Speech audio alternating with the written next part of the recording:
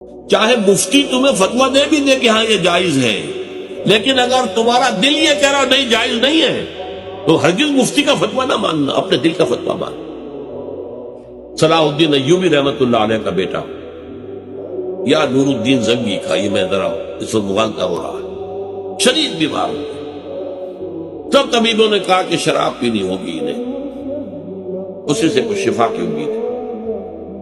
ان کے سامنے کہا گیا یہ تو حرام ہے۔ حنفی فتوی مفتی کا فتویٰ لا کے رکھ دیا گیا جان بچانے کے لیے جائز، لیکن ہو سکتا ہے دوسرے جو ہے ان کے نزدیک جائز نہ ہو۔ چاروں فقہ جو تھی، حنفی، مالکی، شافعی، حنبلی، سب کے مفتیوں کے فتوے لا کر رکھ دیے، دیکھیے سب کہہ رہے ہیں جائز۔ چاروں کو بلا لیا، مجھے یہ بتاؤ کہ کیا اللہ تعالی مجھے شفا دینے پر قادر نہیں ہے بغیر شراب کے؟ نہیں جی نہیں، اللہ تو قادر ہے۔